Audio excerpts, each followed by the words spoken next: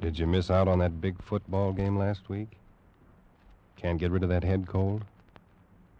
Want to get away from it all? CBS offers you Escape.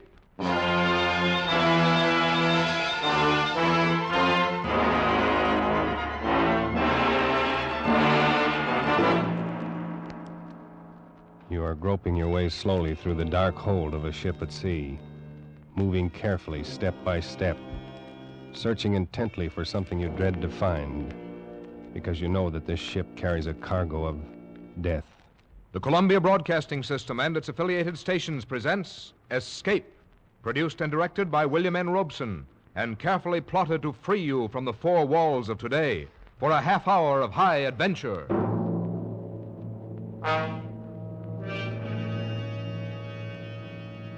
Tonight we escape to a harbor front in Venezuela, and a grim voyage that started there, as told by Martin Storm in his gripping story, A Shipment of Mute Fate.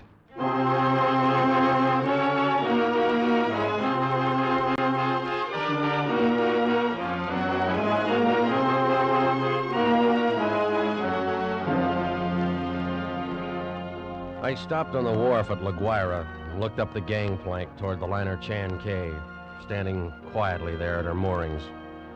The day was warm under a bright tropic sun, and the harbor beyond the ship lay drowsy and silent. But all at once, in the midst of these peaceful surroundings, a cold chill gripped me, and I shivered with sudden dread. Dread of the thing I was doing and was about to do. But too much had happened to turn back now. I'd gone too far to stop.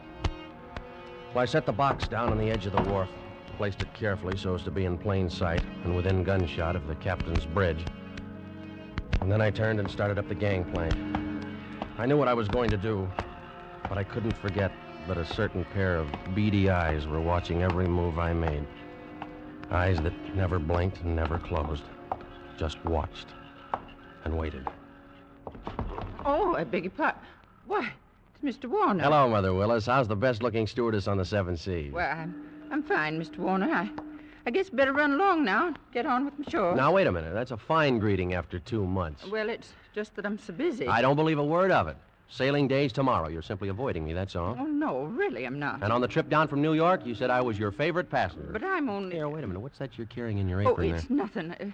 Just supplies. Supplies? Well, let's have a look, huh? No, please. What do you know? It's a cat. It's Clara, Mr. Warner. Mm-hmm. Mr. Bowman said I had to leave her ashore, and I just couldn't. Who's Mr. Bowman? The new chief steward. Oh. Clara's been aboard with me for 2 years, and I just can't leave her here in a foreign country, especially with her condition so delicate and all. Yeah, I see what you mean. Well, I hope you get away with it. You won't tell anyone? Not a soul. As a matter of fact, if things don't work out right, we may both end up smuggling. I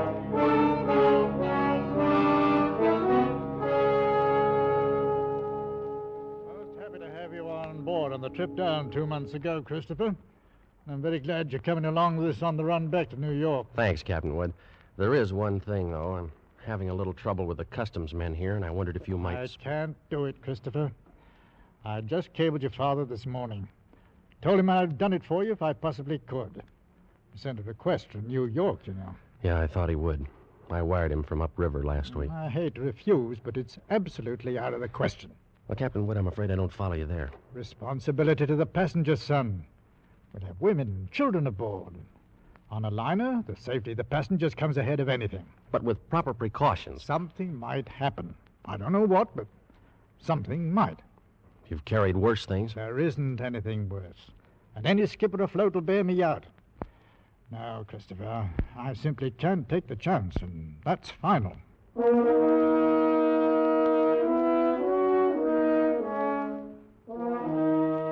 Final? Well, it wasn't final if I could do anything about it. I hadn't come down here to spend 2 months in that stinking backcountry and then be stopped on the edge of the wharf. 2 months of it. Heat, rain, insects, malaria. I'd gone clear in past the headwaters of the Orinoco, traveled through country where every step along the jungle trail might be the last one. Oh, Sanchez. Si, Senor Warner. You better start looking for a place to camp. It'll be dark in a little while. Si, Senor. Very soon we turn to river. Camp on rocks by water. This very bad country. This very bad country. You've been saying that for 10 days now. Very bad country. Pues, si, Senor Warner, this very bad country. Yeah, let's skip it. For all the luck we've had so far, it might as well be Central Park. Central Park? I don't understand. Well, never mind. If we don't find some... Here, what's the matter? Quiet now. Sanchez, what's wrong? They're in the path. See? Bushmaster. Bushmaster. The deadliest snake in the world. Bushmaster. Its Latin name was Lachesis muta. Mute fate. It lay there in the center of the path, a 10-foot length of silent death, coiled loosely in an undulant loop, ready to strike violently at the least movement. Here was the one snake that would go after any animal that walked, or any man. It lay there and watched us, not moving, not afraid, ready for anything. The splotch of its colors stood out like some horrible, gaudy floor mat lying there on the brown background of the jungle, waiting for someone to step on it. Here was what I'd come 2,000 miles for, a Bushmaster. Sanchez! I didn't want that snake killed. He no kill, senor. He gone. Bushmaster very smart, very quick. Must always see bullet in time to dodge. Well, anyway, he's gone, and the only one we've seen in 5 weeks. Oh, we find other. This very bad country. Well, lay off that gun the next time. Don't shoot, you understand? Why you say no shoot? You want Bushmaster. Sure, but I want it alive. Hombre sacristo. Senor Warner, you tell me you want Bushmaster, but you no say alive. You're getting $200 for it. For dead man, what is $200? Tomorrow we go back to Caracas. I'll make it 500, Sanchez. I catch water snake, rattlesnake, any other kind. But I no catch Bushmaster. Sanchez, I'll give you $1,000. We go back to Caracas. Well, it cost me 1,500 American dollars. But 3 days later, Sanchez brought me the snake in a rubber bag. He was shaking so hard, I thought for a moment the thing had struck him. One thing you make sure, Senor Warner. No turn him loose in Venezuela. Because he know I the one who catch him. And he know where I live. All right, Sanchez, I'll keep an eye on him. También he know you pay me to catch him. All the time he watch and wait. You no forget that, Senor Warner. Because he no forget. Not ever.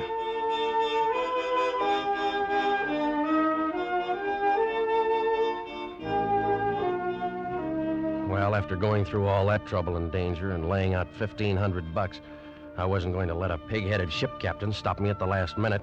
At least not as long as the cables were still in operation between La Guaira and New York.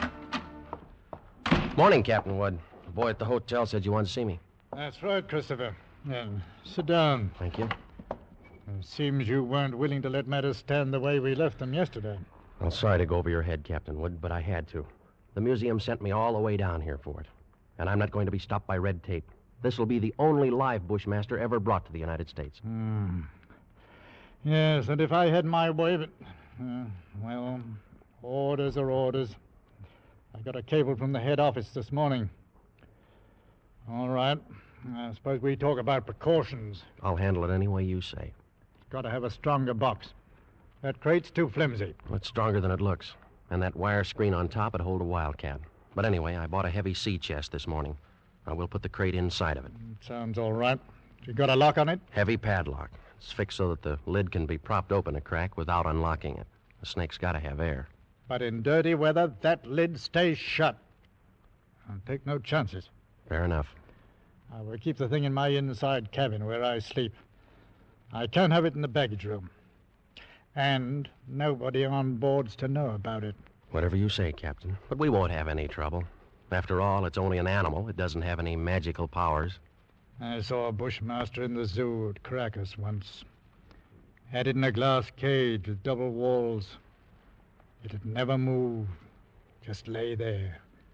Look at you as long as you were in sight. Gave a man the creeps. I didn't know they had a Bushmaster at the Caracas Zoo. They don't. Now. Found the glass broken one morning and the snake gone. Night watchman was dead.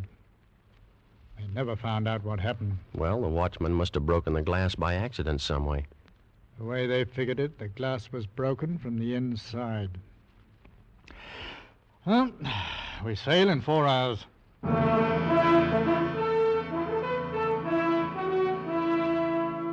We We steamed north into the Caribbean with perfect weather and a sea as smooth as an inland lake.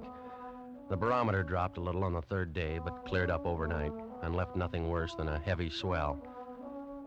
But in spite of the calm seas and the pleasant weather, I found myself feeling more and more often an ominous foreboding.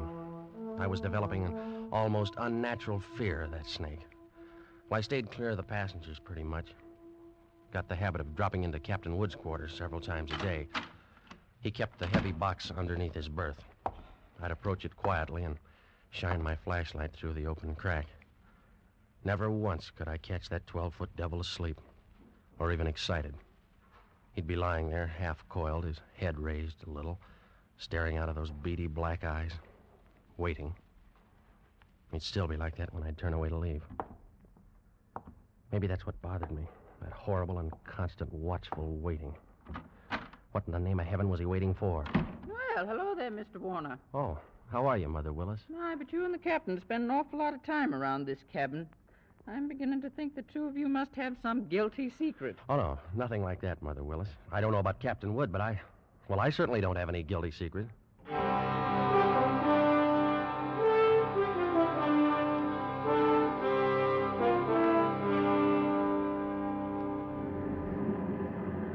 Well, she's running quite a swell out there, Mr. Bowman. Yeah, it's a little heavy, all right, Mr. Warner. Guess a storm passed through to the west of us yesterday when the glass dropped. Think it missed us then, huh? Yeah, that's what the mate figures. Sure stirred up some water, though. This'll put half the passengers in their bunks. Makes it great for my department. 2/3 of whom will want a steward to hold their heads. They'll keep Mother Willis so busy she'll have... Wait, look at the size of that wave. Huh? A great Jehoshaphat. We're going to take it on the port bow. Hang on!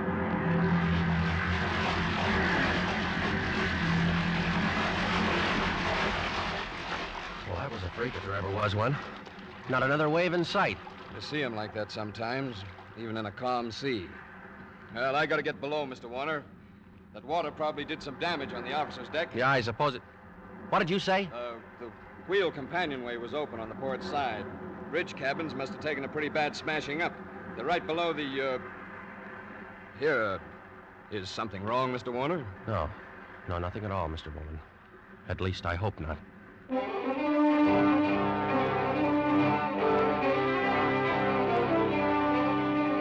I looked first for Captain Wood and couldn't find him. Of course, I knew it was only one chance in 1,000, but the chances against that freak wave were 1 in 1,000, too. Well, I couldn't waste any more time, so I stumbled down the companionway and along the passage to the captain's cabin. Oh, come on in, Mr. Warner. Mother Willis. Why, isn't this cabin a mess? Trying to get some of these things out to dry. Yeah, well, I just wanted to check.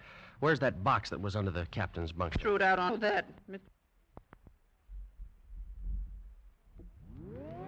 But where? We didn't know.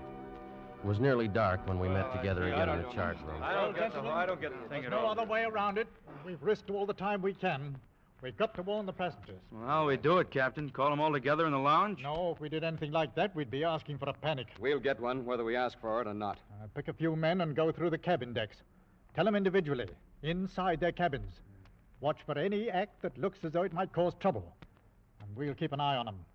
Handle the crew the same way. Right, All right, Captain. okay. We'll take care. As soon as you've finished, arm all the deck officers and start searching again.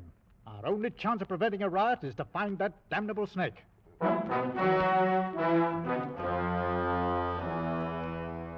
The slow nightmare that followed grew worse by the hour. None of us slept. All the ship's officers not on duty kept on with that endless search. Passengers locked themselves in their cabins or huddled together in the lounges, knowing all the time that no spot on board could be called safe. Fear was a heavy fog in the lungs of all of us, and every light on the vessel burned throughout the night. Morning came and brought no relief. Terror and tension mounted by the hour. There now, Mrs. Crane, stop getting yourself all worked up and go back to your cabin. The horrid thing's probably crawled overboard anyway. You're just saying that. You're paid to say it. You don't know. Nobody does. Now, everything's going to be all right. Oh, if you could only do something. If all of us could only get off the ship. They could fumigate it. Yes, that's what we've got to do. We've got to get off the ship. Now, wait. Mr. Bowman. Mr. Bowman, she's going to jump. No, you don't, lady. Let me go. Let me go. Not good. Let me Nice work, Mr. Bowman. Get her down to her cabin. Whatever you do, don't turn her loose.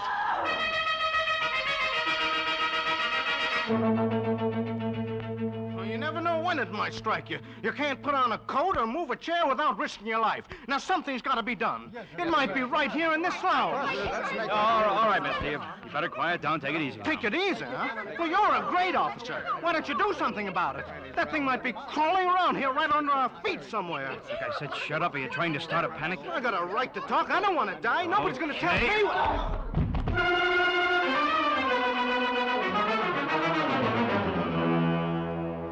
The second night passed, and morning came around again. A gray and rainy day, just as grim and tense, dragged past, and the night came down again. Third night of the terror. Again, every light burned, and the whole ship seethed in the throes of incipient panic. Faced by a horror they'd never met on the sea before, crew and officers alike were on the verge of revolt. Passengers sat huddled in a trance-like stupor, ready to scream at the slightest unknown sound. At 7 bells, I made my way forward to the chart room and found Captain Wood bent over a desk. Hello, Christopher. Come on in. Sit down. Well, it's got to be somewhere, Captain Wood. It's got to be. I don't know. You could search this ship for 6 months and never touch all the places aboard. We can only hold out for 2 more days. We'll be in. What's the Home Office say? Oh, here's the latest wireless from them. Keep quiet and keep coming. What else can we do? How is it on the decks? Pretty bad. Anything could happen. Yeah, that's why I took the guns away from the men. 1 pistol shot and we'd have a riot on our hands. Oh, the whole thing's my fault, Captain Wood. That's what I can't forget. Oh, take it easy, lad. There was only some way I could pay for it myself, alone.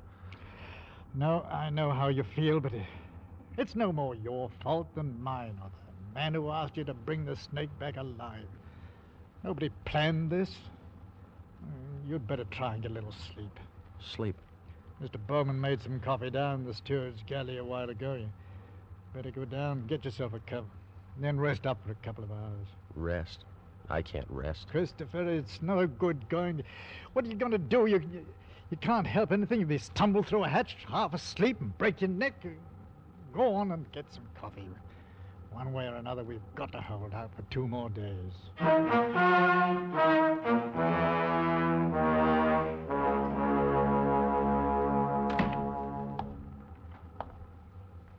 The light was on in the steward's galley, and the coffee pot was standing on the stove. It was still warm, so I didn't bother to heat it. I poured out a cup, carried it over, and set it on the porcelain tabletop in the center of the room. I started to light a cigarette. The door of the pan cupboard beneath the sink was standing slightly ajar, and I happened to glance down toward it. Out from the dark interior of the cupboard shone 2 glittering points of light 2 inches apart. I dropped the cigarette and moved slowly backward. I'd found the Bushmaster.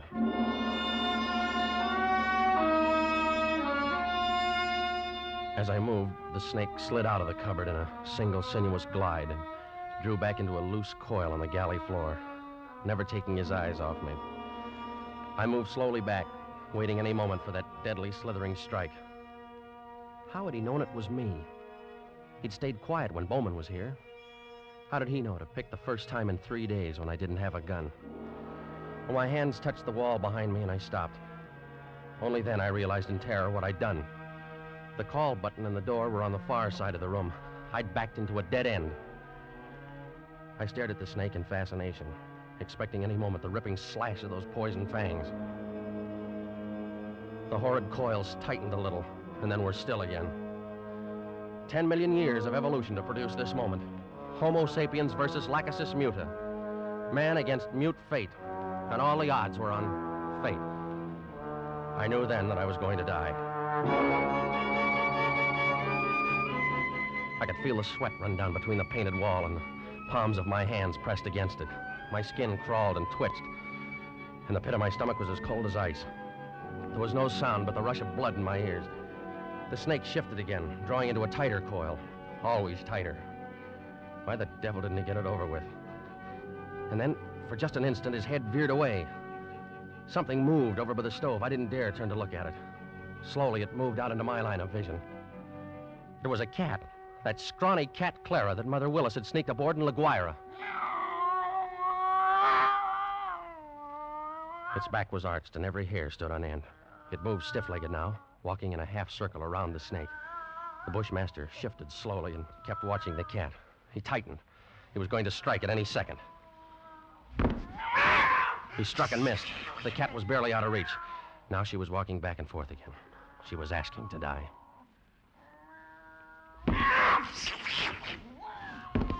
Missed again, by a fraction of an inch. He was striking now without even going to a full coil. Missed. Again and again. Always missing by the barest margin. Each time the cat danced barely out of reach, and each time she countered with one precise spat of a dainty paw, bracing her skinny frame on 3 stiff legs. And then suddenly I realized what she was doing. The bushmaster was tiring, and one strike was just an instant slow. But in that split second, sharp claws raked across the evil head and ripped out both of the lidless eyes. That cat had deliberately blinded the snake. Well, he didn't bother to coil now, but slid after her in a fury, striking wildly and rapidly, always missing, and every strike was a little slower than the last one. Until finally, as the snake's neck stretched out at the end of a strike, the cat made one leap and sank her razor-sharp teeth just back of the ugly head, sank them in until they crunched bone. With tooth and claw she clung as the monster snake flailed and lashed on the floor, striving to get those hideous coils around her, trying to break her hold, to shake off the slow and certain paralyzing death that gradually crept over him and at last stilled his struggles forever.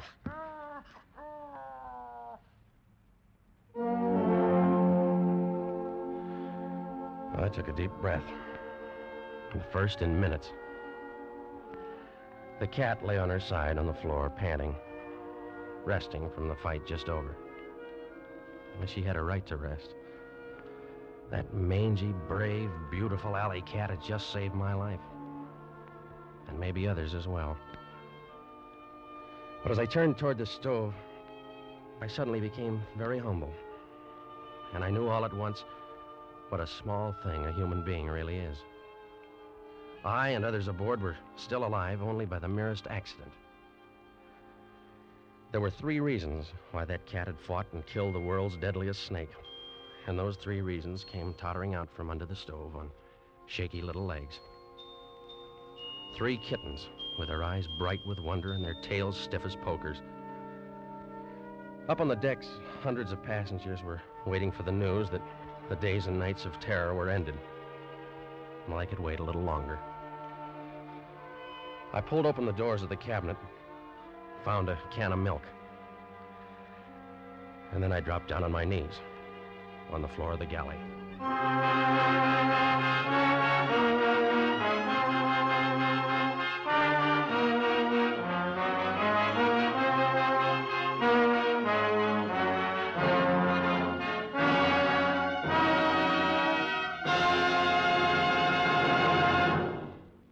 Escape is produced and directed by William N. Robeson, and tonight brought you A Shipment of Mute Fate by Martin Storm, adapted for radio by Les Crutchfield, with Jack Webb as Chris Warner, Raymond Lawrence as Captain Wood, and D.J. Thompson as Mother Willis. The special musical score was conceived and conducted by Cy Fure. Next week,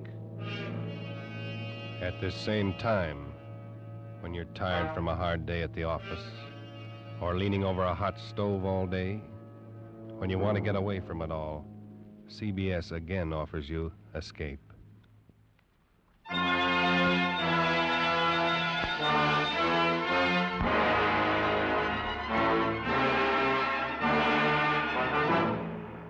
good night then until this same time next week when CBS again brings you Escape. This is CBS, the Columbia Broadcasting System.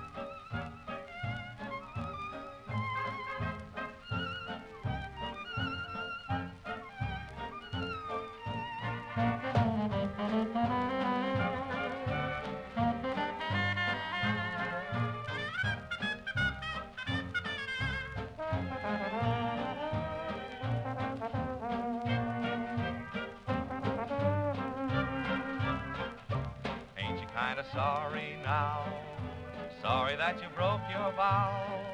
Whatever made us break up and have that lover's row? Ain't you kinda sorry now? Ain't you kinda lonely too? Lonely for the love we knew. How often do you wake up and miss me anyhow? Ain't you kinda sorry now? Tell me, isn't love's ember burning within you yet? Tell me, can't you remember? Haven't you one regret? Now, don't you hate to feel somehow someone else could have me now? Or don't you want to make up and mend that broken vow? Ain't you kind of sorry now?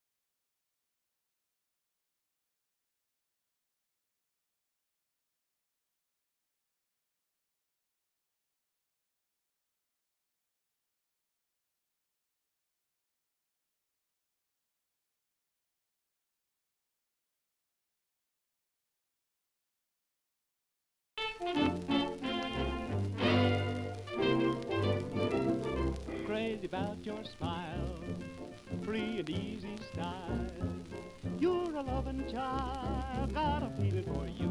Woo, woo, like your turned up nose, like your these and those. From your head to toes, got a feeling for you. Did you ever see somebody who could love somebody much as I love you? You're the kind of sweet somebody who could love somebody. Could you love me too? Oh my, you're the one I crave.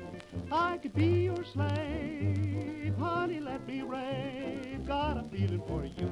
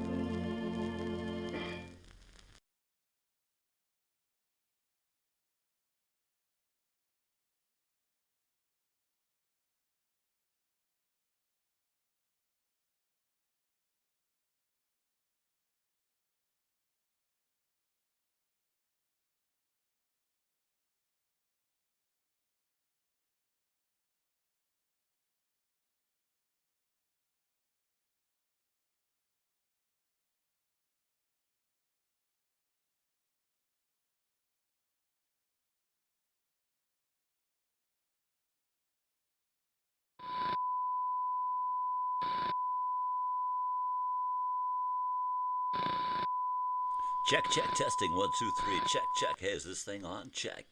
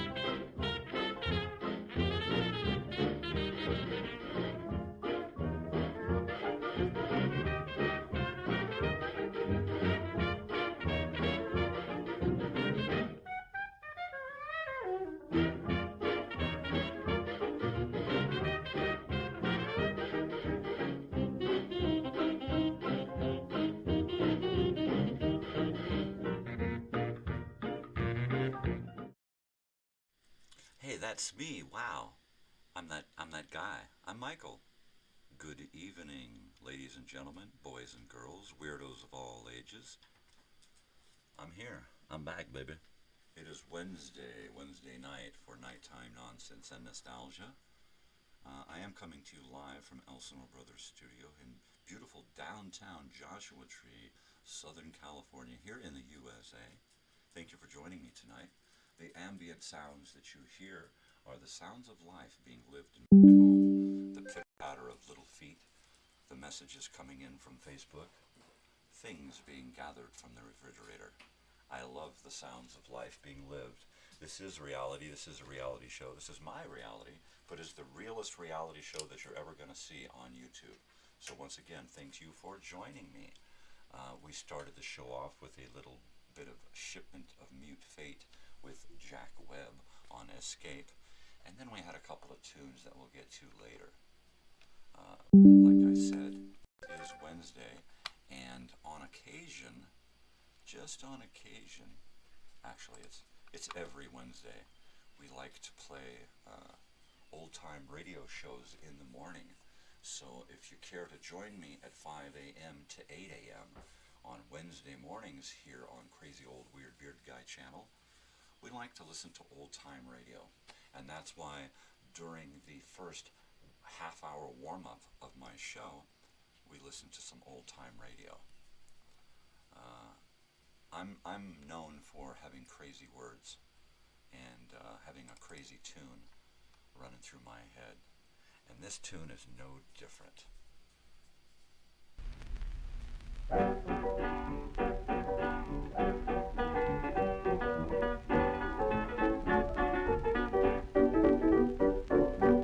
There's a guy I'd like to kill.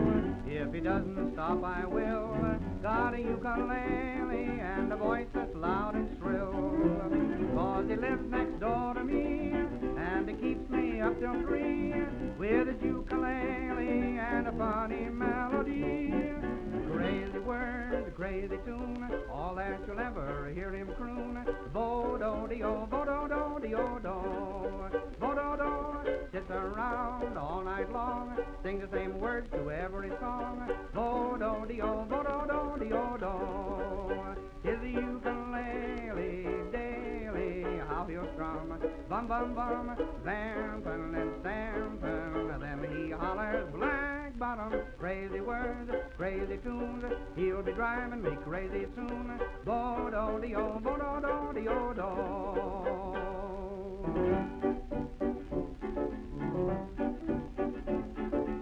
I have begged that guy to stop. I have even called a cop. Told my dog go sick him, but the darn dog wouldn't go. But tonight will be the end. Yes, Yes, sirree, 'cause I intend to go up and kick him in the bo-do-do-de-o-do. Crazy words, crazy tune, all that you'll ever hear him croon. Bo-do-de-o, bo-do-do-de-o-do. Bo-do-do, sits around all night long, sings the same words to every song. Bo-do-de-o, bo-do-do-de-o-do. He's got to stop it, yes he must, or I'll just kill him, I'll kill him. Then I'll do the black bottom when I'm jailed for my deed. To the jury and the judge I'll plead. Bo-do-de-o, bo-do-do-de-o-do.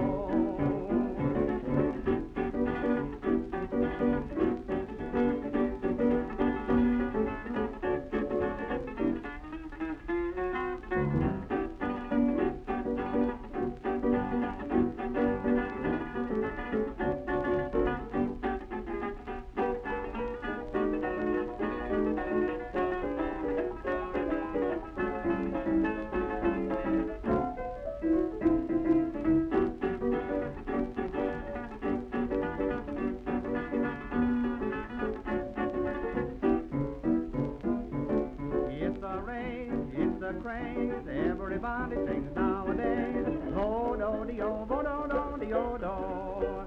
Bo-do-do.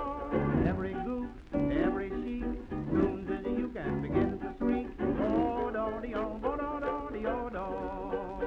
Go on the east side, the west side, here, all there, everywhere. They do-do, bo-do-do. Then they holler black bottom, young or old, old or young. The guy that started it should be hung.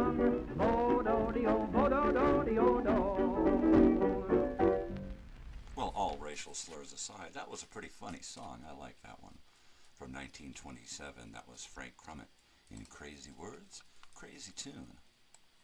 And if you don't mind, I'd like to play a little Blue River by Ruth Etting from 1927.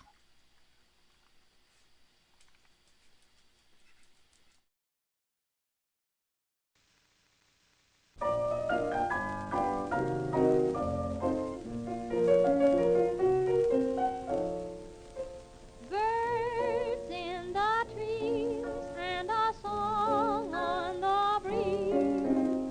Blue River, why are you blue? Light of the moon and the starlight in June, must they bring sadness to you? Must you sing of days gone by? Must you always sigh? Tell me why your song is sad, never glad. Blue River, do you hold a memory of a vanished dream? Sing to me of lips I've pressed and caressed. Blue River, till I saw my hopes go drifting down your stream. Can't we both forget that bright summer night in our little canoe, when your bright eyes lost their light as we whispered adieu? When I hear your lonesome song, something's wrong. Blue River, maybe it's because I'm just as blue as you. Tell me why his song is so sad, never glad. Oh, Blue River, do you hold a memory of a vanished dream? Sing to me of lips I've pressed and caressed. Oh, Blue River,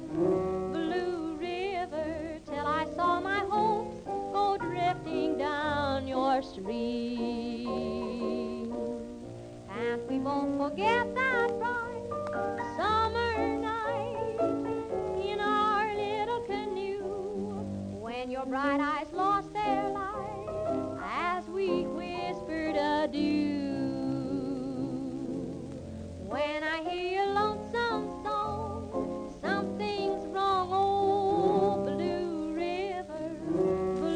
River, maybe it's because I'm just as blue as way down upon the Swanee River. Maybe it's because I'm just as blue as you.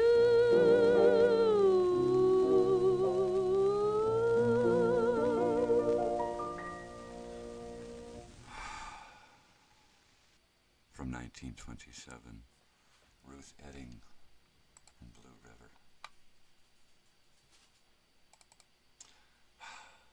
Ain't she sweet?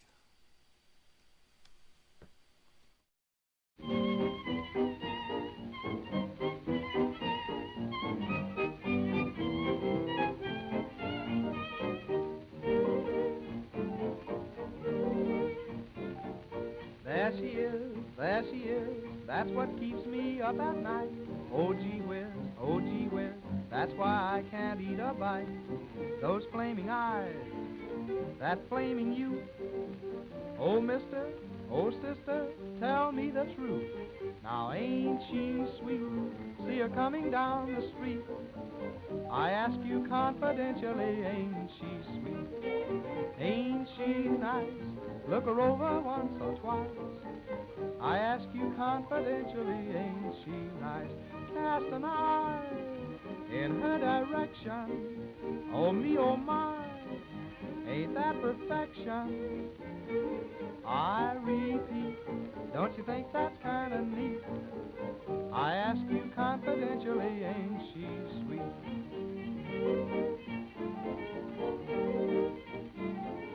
Tell me where, have you seen one just like that? I declare, that sure is worth looking at. Oh boy, how sweet those lips must be. Oh, gaze on it, doggone it, answer me. Ain't she sweet, see her coming down the street. I ask you confidentially, ain't she sweet? Ain't she nice? Look her over once or twice. I ask you confidentially, ain't she nice? Just cast a little old eye in her direction. Oh me, oh my, ain't that perfection? I repeat, don't you think that's kind of neat? I ask you confidentially, ain't she sweet?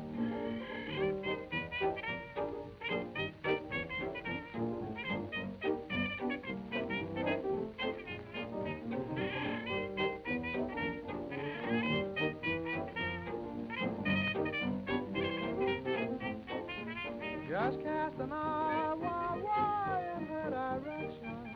Oh me, oh my, ain't that perfection? I repeat, don't you think that's kind of neat? I ask you confidentially, ain't she sweet?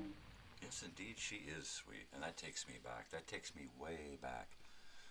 Back to a past life when I was a speakeasy owner back in the 1920s in the Upper West Side of New York. My name was Floyd McKendry, so if anybody out there remembers me from that past life, shoot me a message and tell me about myself. How was I? Was I a nice speakeasy owner? Well, I don't know. How are you tonight in Hawaii? Let's find out.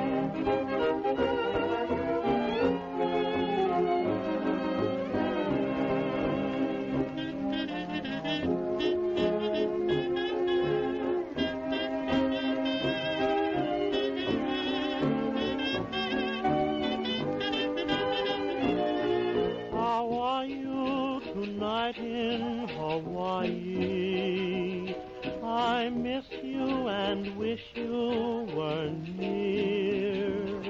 My poor heart is bluer than skies of Kahlua while you're there and I am here. I'm sending my love on a dream wave.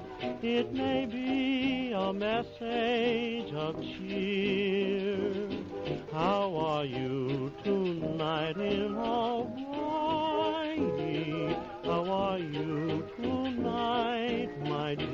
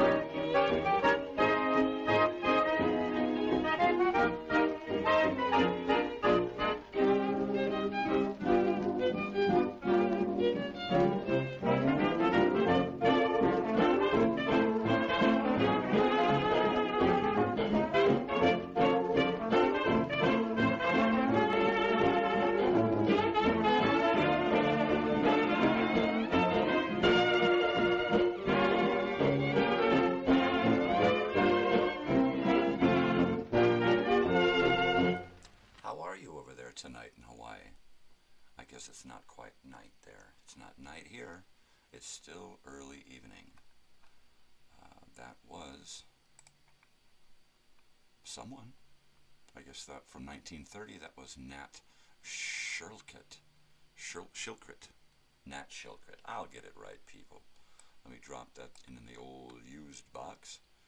And let's see what else is popping up. We've got from 1925, Frank Crummett, and one of my favorite songs that I didn't know was sung by this guy.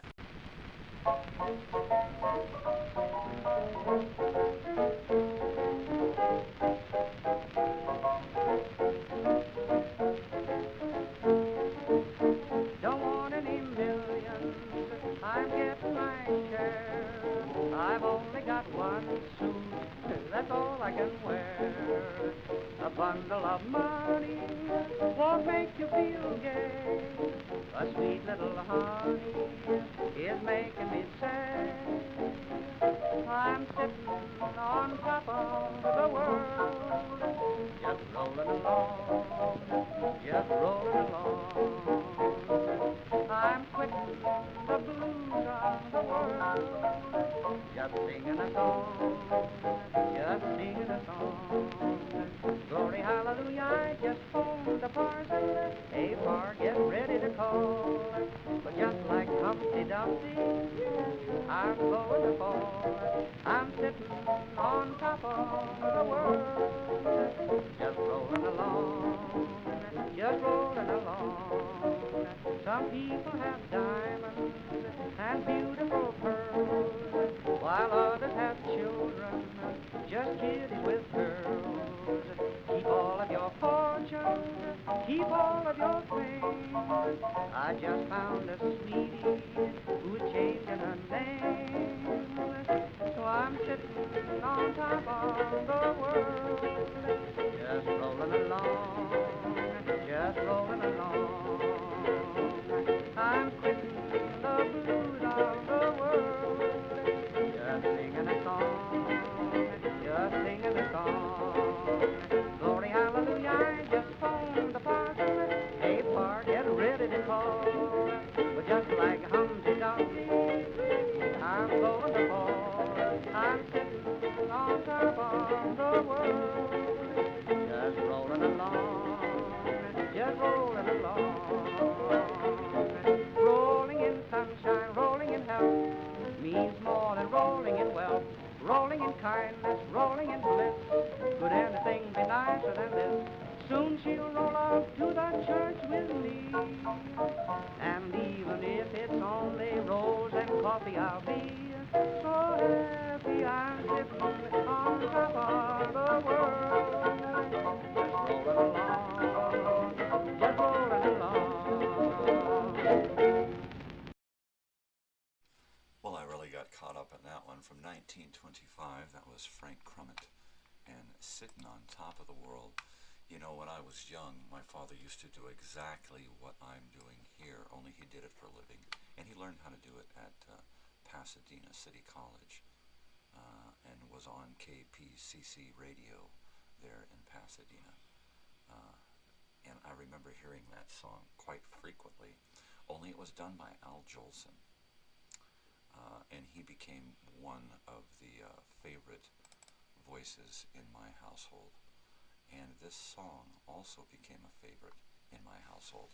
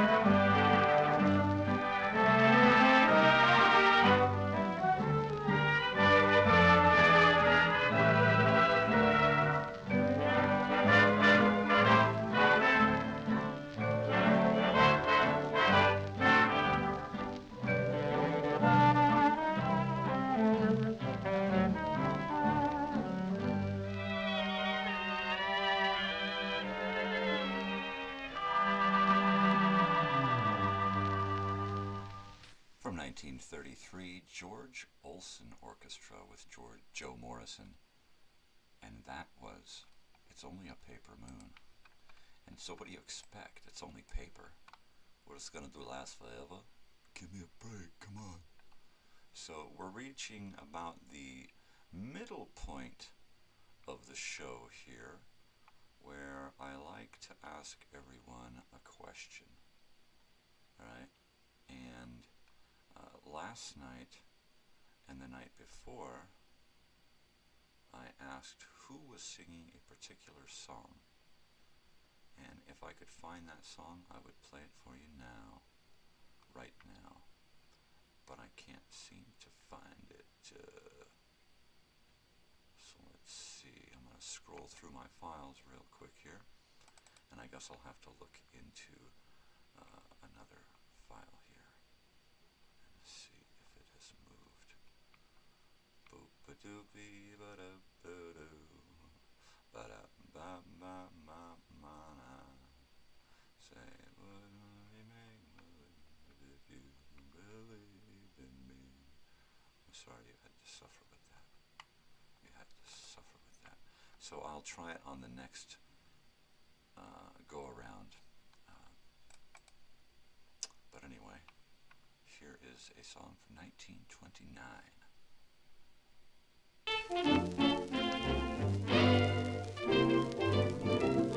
Crazy about your smile, free and easy style. You're a loving child, got a feeling for you. Woo, woo, like your turned up nose, like your these and those. From your head to toes, got a feeling for you. Did you ever see somebody who could love somebody much as I love you? You're the kind of sweet somebody who could love somebody. Could you love me too? Oh my, you're the one I crave. I could be your slave. Honey, let me rave. Got a feeling for you.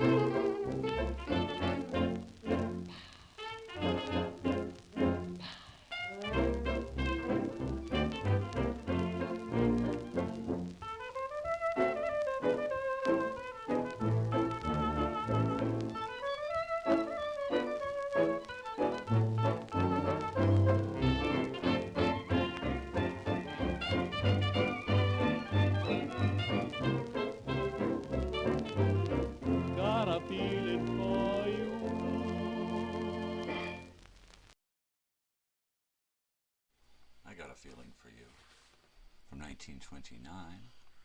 That was This Guy. Hey, yo, this guy. So I found this song. I actually found the song. I was digging around while you all was listening to that stuff there. And okay, so back to the question of the week. It seems to be the question of the week. And you must answer live. You can't answer after the show. You have to answer live. So Robert, my brother, if you are listening, now is the time to answer the question in the comments in the chat box. Okay? So if you type the answer in after I start playing this song, then you win the booby prize, because you know how I like boobies, right?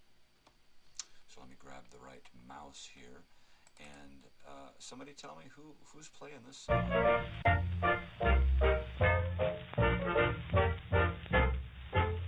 Animal crackers in my soup, monkeys and rabbits loop the loop. Gosh, oh gee, but I have fun swallowing animals one by one. In every bowl of soup I see lions and tigers watching me. I make them jump right through a hoop. Those animal crackers in my soup. When I get hold of the big bad wolf, I just push him under to drown. Since I bite him in a million bits, and I gobble him right down. Woo! When they're inside me where it's dark, I walk around like Noah's Ark. I stuff my tummy like a goop with animal crackers in my soup. Animal crackers in my soup do funny things to me. They make me think my neighborhood is a big menagerie. Whoop, whoop, whoop. For instance, there's our janitor. His name is Mr. Klein. And when he hollers at a kid, he reminds me of a lion. Wow! The grocer is so big and fat and has a big mustache. He looks just like a walrus just before he takes a splash. He takes a splash. He takes a splash right in the zoop. Animal crackers in my soup. Monkeys and rabbits loop the loop. Gosh, oh gee, but I have fun swallowing animals one by one. In every bowl of soup I see lions and tigers watching me. I make them jump right through a hoop. Those animal crackers in my soup. When I get hold of the big bad wolf, I just push him under to drown. Since I bite him in a million bits, and I gobble him right down. Out, out. When they're inside me where it's dark, I walk around like Noah's Ark. I stuff my tummy like a goose with animal crackers in my soup. Ow, ow. I love that song. That is such a cute song. So the question is, who can tell me who sang that song right there that we just heard, and that particular version? All right. So now my brother knows the answer, but he's either not listening or too afraid to answer. Don't be afraid, man. Pick up the phone and call in, man. Call in and win. You can do it, eh? So that is animal crackers in my soup. And you have to tell me, who is the artist singing? Please, can you do that? Can someone do that for me? I really appreciate it. I really appreciate it. Okay, so here we go. Here is a beautiful one from Belle Baker, and this is from 1925. Those Panama Mamas.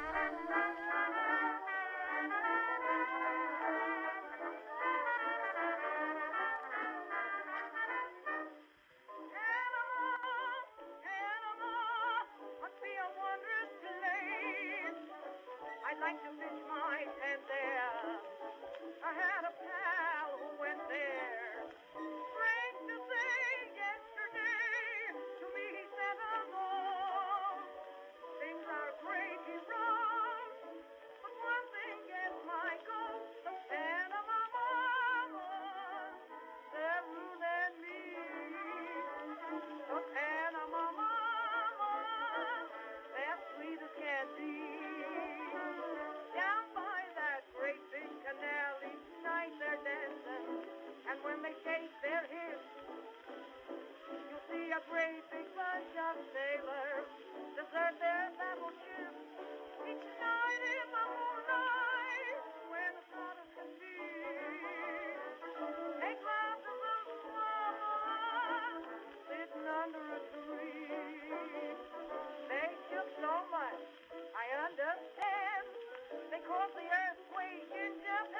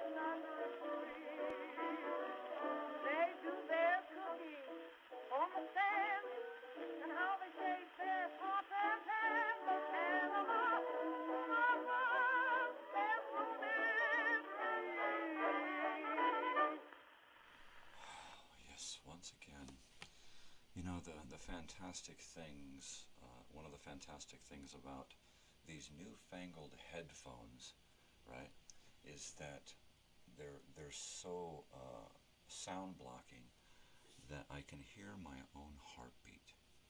And when I hear Belle Baker from 1925 sing those Panama Mamas, it just gets to me. And what about that, the girl in the little green hat?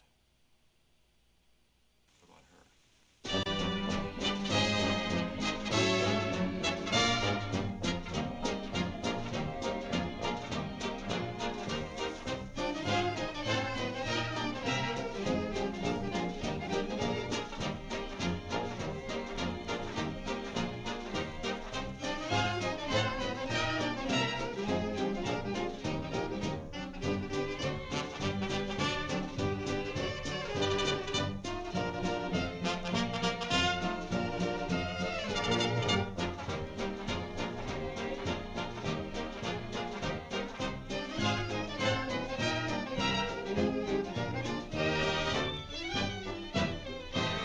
There's a lake in the park, there's a house by the lake, there's a girl in the house in the park by the lake, and the girl in the house by the lake in the park is the girl in the little green hat.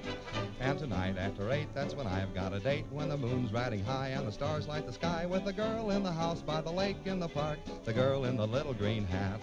There's no water in the lake, there's no roof upon the house, no trees is in the park at all. But she'll wait beside the lake, I'll be welcome at her house, I'll meet her by the garden wall. There's a ship on the lake, there's a sailor on the shore, there's a girl on his lap, she's the girl I adore. So goodbye to the house by the lake in the park and the girl in the little green hat.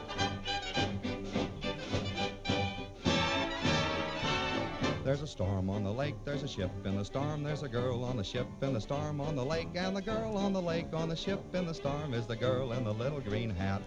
As the ship takes a dip, she is losing her grip. Every dip makes her tip, not the girl but the ship, but the girl on the ship has the pip from the trip, the girl in the little green hat. She's been sailing quite enough, she's been clinging to the rail, she's dying to be home once more. For the lake is rather rough and the girl is rather pale, she's glad to have her feet on shore. So she gave up the ship and the captain and his men for a complimentary ticket to my arms once again. Now I'm back in the park at the house by the lake with the girl in the little green hat.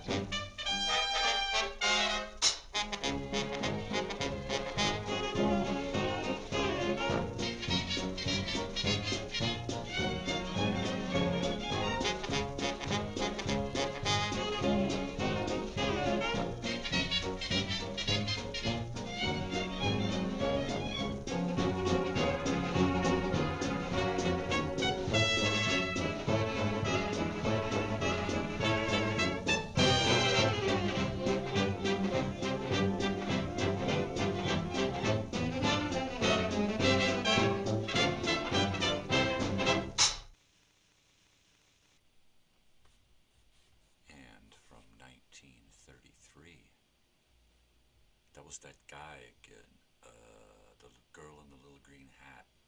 From 1933, that was George Olsen with the girl in the little green hat. Forgive me while I get taken up with this music and just can't control myself with giddy glee as I listen and then lose myself. So let's see, what have we got in store? You know what, let's listen to another one from Baby Rosemary. From 1929. Everybody, hi-ho.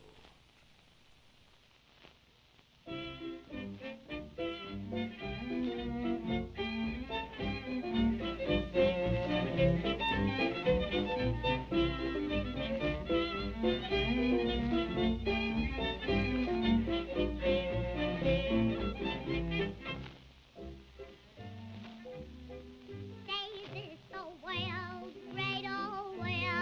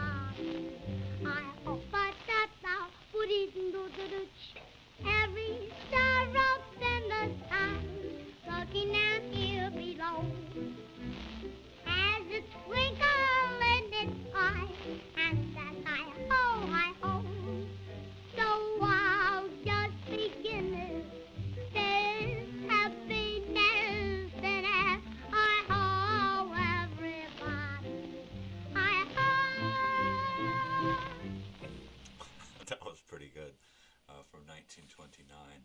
That was Baby Rosemary doing Hi Ho, everybody. Hi Ho.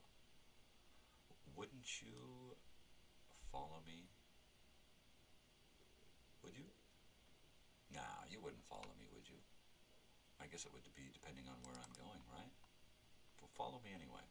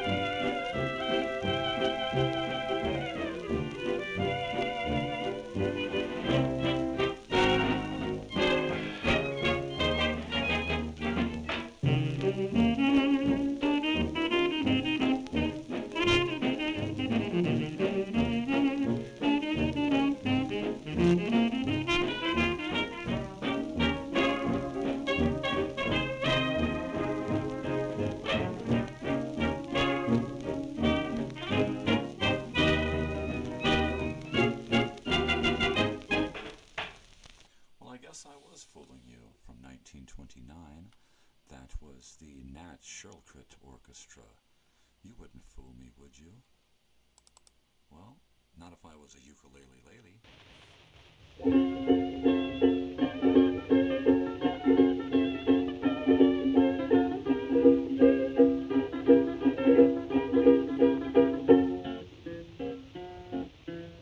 I saw the splendor of the moonlight on Honolulu Bay.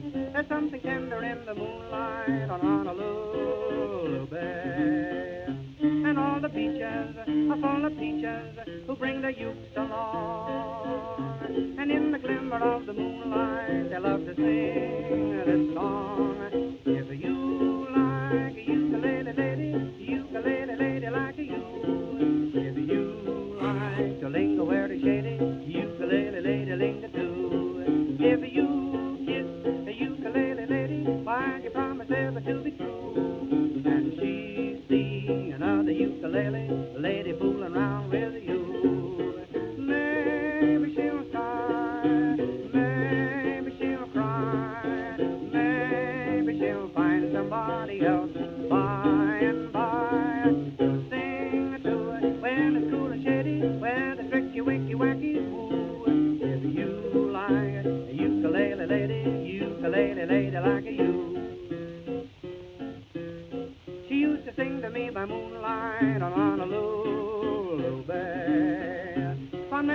to me by moonlight, although I'm far away. Someday I'm going, her eyes are glowing, and lips are made to kiss. To see somebody in the moonlight and hear the song I miss. If you like a ukulele lady, like a you. If you like to linger where it's shady, ukulele lady, linger too. If you kiss a ukulele lady, why you promise ever to be true, when she see another ukulele lady fooling around with you. Maybe she'll sigh an awful lot, maybe she'll cry and maybe not, maybe she'll find somebody else by and by to sing to it when it's cool and shady, where the tricky winky wacky boo. If you like a ukulele lady like you like me, like I like you, and we both are like the same. I'd like to say this very day, ukulele lady like you. From 1929, that was Frank Crummett Orchestra and Ukulele Lady.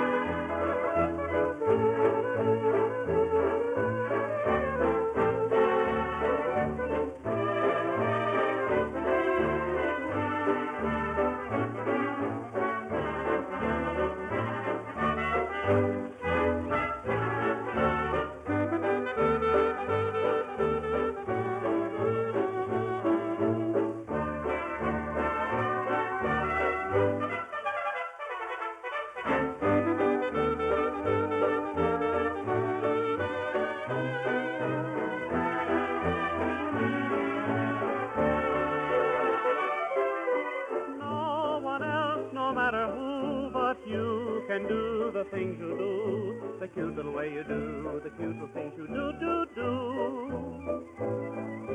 No one else could act so shy and roll a naughty, wicked eye. The cute little way you do, the cute little things you do. Out of sight is out of mind with others I've met. Still, I find that you're the kind I'd never forget. No one else without a past could look so slow and work so fast. The cute little way you do, the cute little things you do.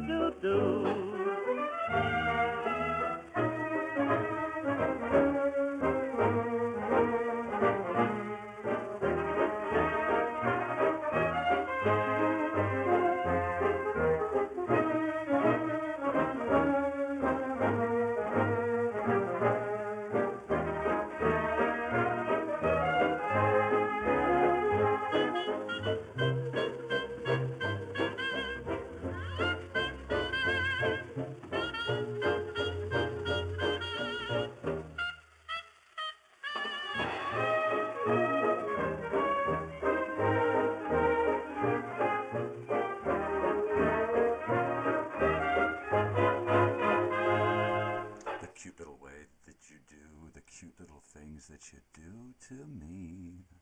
From 1939, that was the High Hatters. And here's another one.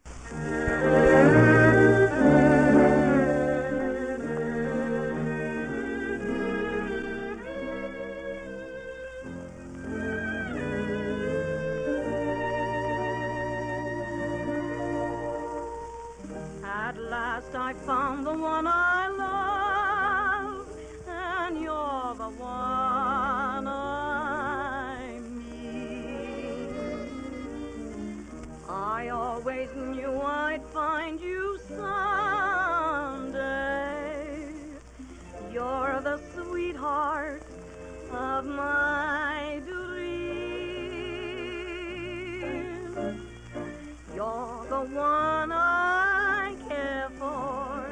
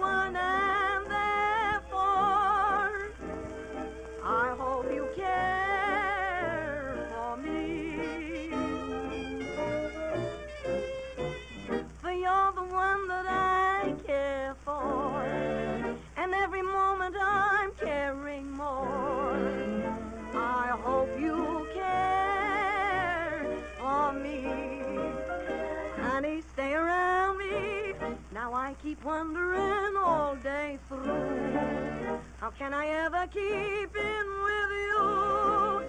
I love you so sincerely. Just hear me take this vow. I love your style and how. I hope that you'll allow me near you. For you're the one that I care for, and every moment I'm caring more. I hope you care for me. Well, there, ladies and gentlemen, boys and girls, weirdos of all ages. From 1931, that was Belle Baker, and you're the one that I care for. And you know what? We've reached the end of our show, and it is time for me to play some previews of the weekly programming. Tomorrow is Thursday, so it's Throwback Thursday. Be sure to tune in and take a look back to 1985 to a Robert Plant concert, to a Jimmy Page concert that I attended when I was one of them there kids, right?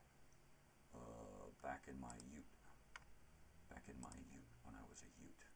You didn't know I was a ute, did you?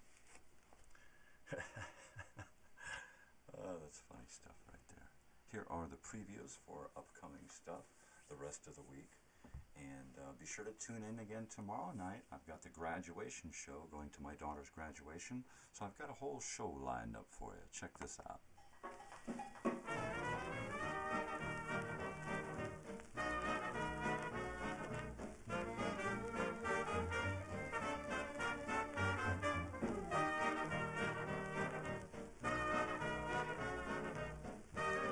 That was a great movie. Awesome. There were great commercials and stuff. You should have been there. Oh, that was awesome today. Oh, see, there we are. That's tomorrow.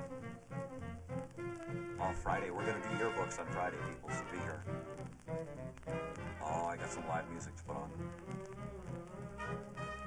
Oh, I just got stuff for a new video. You're going to love it.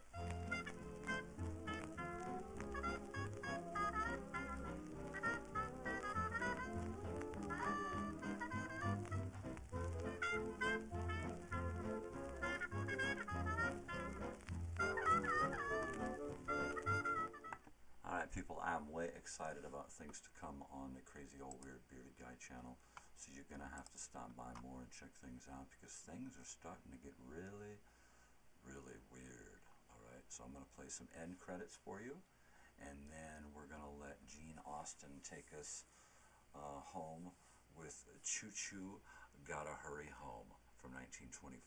Okay, so be sure to wait after the credits so that you can see this. Alright, and I will see you tomorrow morning bright and early at 5 a.m. And be sure to tune in at 4:30 for some early show action.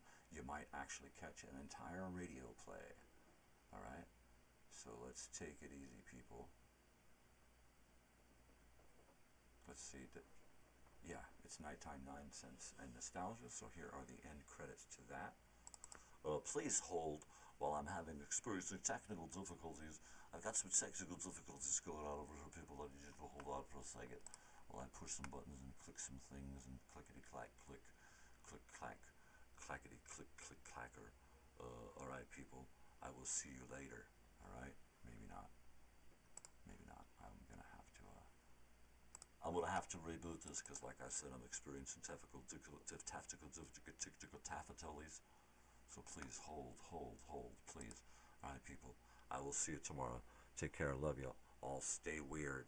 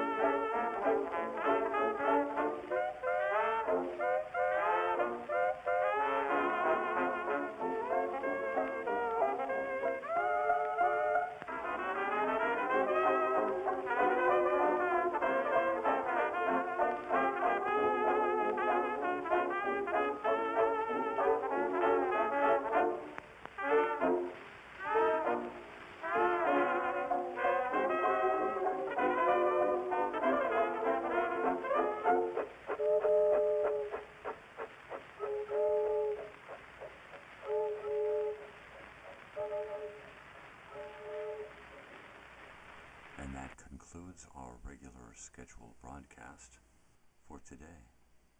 Please join us again tomorrow morning. Bye now, weirdos. Go find something to do. I know I will.